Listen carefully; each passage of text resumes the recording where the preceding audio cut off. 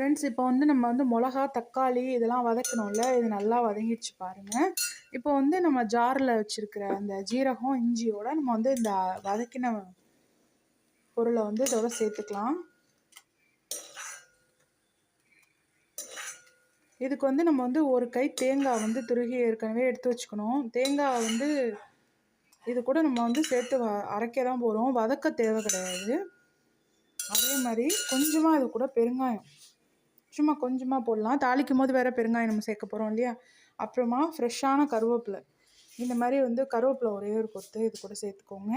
அதுக்கப்புறமா நீங்கள் வந்து உரக்கொத்தி வச்சுருக்கிற தயிர், நீங்கள் வந்து எவ்வளோ பேர் சாப்பிட போகிறீங்களோ அதுக்கு தக்கன வந்து நீங்கள் வந்து காரத்தையோ தயிரையோ நீங்கள் வந்து அட்ஜஸ்ட் பண்ணி கூட்ட குறைச்சிக்கலாம். நீங்கள் இப்போ ஒரு 6 பேர் 7 பேர் சாப்பிட போகிறீங்கன்னா தகுந்த மாதிரி மிளகாவோ தக்காளியோ தயிரையோ வந்து நீங்கள் கூட்டிக்கிட்டிங்கன்னா போதும். மற்றபடி துவரம்பருப்பு வந்து இந்த ஒரே ஒரு கரண்டி அளவு போரும் மெஷர்மெண்ட்டு. தேங்காயும் அது மாதிரி நீங்கள் வந்து கவுண்ட் பண்ணிக்கோங்க. நம்ம இப்போ வந்து ஒரு 5 பேர்லேருந்து 4 பேர் சாப்பிட்ற அளவுக்கு நம்ம பண்ண போகிறோம். திருகின அந்த தேங்காய், ஃப்ரெஷ்ஷான தேங்காயை வந்து நம்ம வந்து சேர்த்து நல்லா அரைச்சிக்க போகிறோம். மோஸ்ட்லி நீங்கள் பார்த்தீங்கன்னா தேங்காய் மட்டும் எப்போவுமே ஃப்ரெஷ்ஷாக இருக்க மாதிரி பார்த்துக்கோங்க ஃப்ரெண்ட்ஸ்.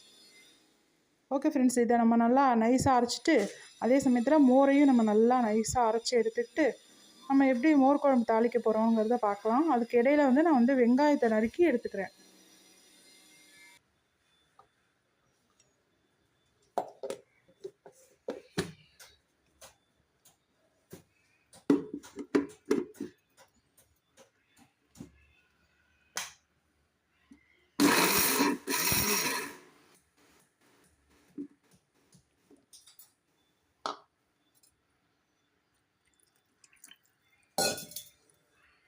ஃப்ரெண்ட்ஸ், நீங்கள் அரைக்கும் போது எப்போவுமே கொஞ்சம் மோர் குழம்புக்கு வந்து ரொம்ப நைஸாக அரைக்காமல் கொஞ்சம் நரன்னு அரைச்சிக்கோங்க ஃப்ரெண்ட்ஸ். இது வந்து நல்லா டேஸ்ட்டான மோர் குழம்பு. ஓகே ஃப்ரெண்ட்ஸ், இப்போ நம்ம அரைச்சாச்சு. இப்போ வந்து ஈஸியாக நம்ம தாளிச்சிட்டு வெங்காயத்தையும் போட்டு ஒரு வதக்கிட்டு ரொம்ப வதக்க வேணாம், லைட்டாக வதக்கிட்டு நம்ம வந்து மோரை வந்து இது மிக்சியில் போட்டு நல்லா கிரைண்ட் பண்ணி எடுத்துக்கிட்டு நம்ம அதை கூட சேர்த்தோன்னா ஈஸியாகவும் குயிக்காகவும் சூப்பராக ரெடி ஆகிடும் ஃப்ரெண்ட்ஸ். இதை நீங்கள் டக்குன்னு செஞ்சிடலாம் ஃப்ரெண்ட்ஸ். வாங்க ஃப்ரெண்ட்ஸ், இப்போ எப்படி வெங்காயத்தை நறுக்கிட்டு தாளிக்கலான்னு பார்க்கலாம். ஃப்ரெண்ட்ஸ், இப்போ வந்து நம்ம நல்லா அரைச்சி எடுத்துகிட்டு வந்தாச்சு. பாருங்கள், நான் வெங்காயத்தை இது மாதிரி நறுக்கி எடுத்துக்கிட்டேன். இந்த மாதிரி நறுக்கி எடுத்துக்கோங்க ஃப்ரெண்ட்ஸ். ரொம்ப பொடியாக இல்லாமல் இந்த மாதிரி எடுத்துக்கோங்க. இதான் நல்லா டேஸ்ட்டாக இருக்கும். ஏன்னா நான் வந்து எங்கள் வீட்டில் வந்து செஞ்சாங்க ஒரு கெஸ்ட்டு, அவங்க வந்து இந்த மாதிரி தான் செஞ்சு கொடுத்தாங்க.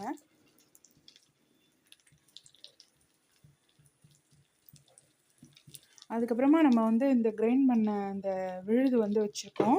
அப்புறம் வந்து நம்ம தேவையான அளவு தயிரை எடுத்து நல்லா நம்ம வந்து இந்த மாதிரி அரைச்சி எடுத்துக்கிட்டோம். பார்த்தீங்களா, மோர் குழம்பு எப்போவுமே திக்காக வைக்காதீங்க, கொஞ்சம் இந்த மாதிரி நீர்க்காக இருந்தால் தான் கெட்டியாகும். இதோட கலர் பார்த்திங்கன்னா நம்ம தக்காளி சேர்த்துருக்கோம். நான் முந்தின நாள் இருந்த தயிரில் தான் ஃப்ரெண்ட்ஸ் இந்த மோர் குழம்பு பண்ணுறேன். ஏன்னா கொஞ்சம் புளிப்பாக இருந்தால் தான் ரொம்ப நல்லாயிருக்கும். இப்போ வந்து நம்ம தாளிச்சிக்கலாம். தாளிக்கிறதுக்கு எப்போவுமே தேங்காய் எண்ணெய் யூஸ் பண்ணுங்கள் ஃப்ரெண்ட்ஸ். மோர் குழம்புக்கு எப்போவுமே சூப்பராக இருக்கும்.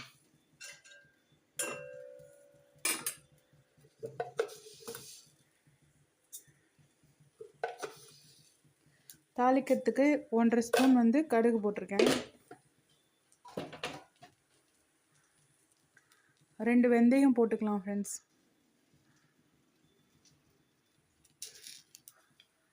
ஃப்ரெண்ட்ஸ், 2 வெந்தயம் போட்டாச்சு.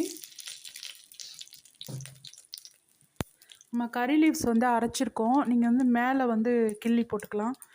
இப்போ வந்து இது நல்லா வெந்தயம் நல்லா கருகினோடனே நம்ம வந்து இதை ஆனியனை வந்து நம்ம உள்ளே சேர்த்துக்கலாம்.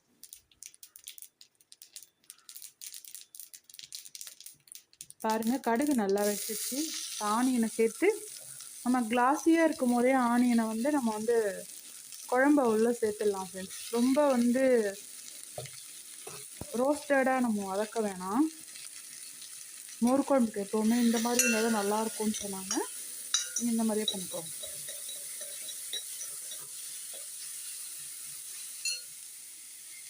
இது வதக்கின்னு இருக்கச்சே நம்ம வந்து கொஞ்சம் உப்பு சேர்த்துடலாம் ஃப்ரெண்ட்ஸ். வந்து மோஸ்ட்லி வந்து நீங்கள் வந்து கல்லுப்பே சேர்த்துக்கோங்க.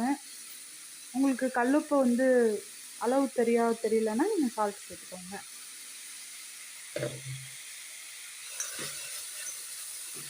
நல்லா இது வந்து வதங்கட்டும். இந்த சமயத்தில் பார்த்தீங்கன்னா நம்ம வந்து இந்த விழுதையும் மோரையும் கரைச்சி எடுத்துக்கலாம். 2 நிமிஷத்துலேயே வதங்கிடும் ஃப்ரெண்ட்ஸ்.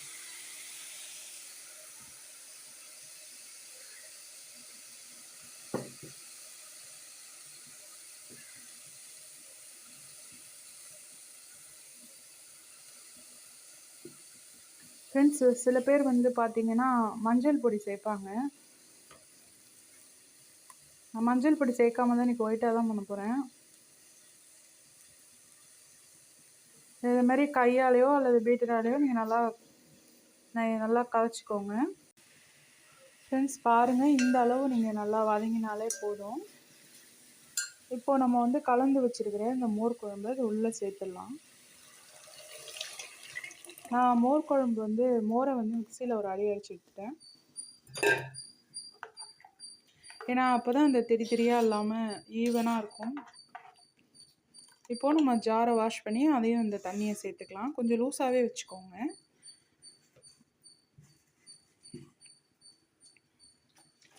நல்லா நுர கட்டினோன்னா நம்ம இறக்கிடலாம், அவ்வளோதான்.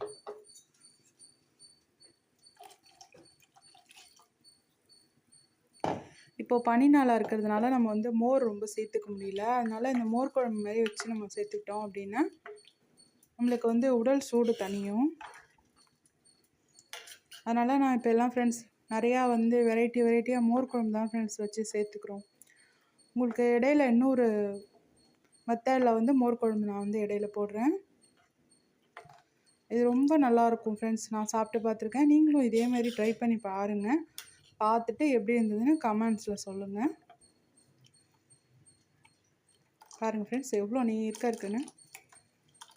இந்த மாதிரி வச்சுக்கோங்க. உப்பை செக் பண்ணிவிட்டு உப்பு கொஞ்சம் வேணால் சேர்த்துக்கோங்க. ஃப்ரெண்ட்ஸ் நம்மளோட மோர் குழம்பு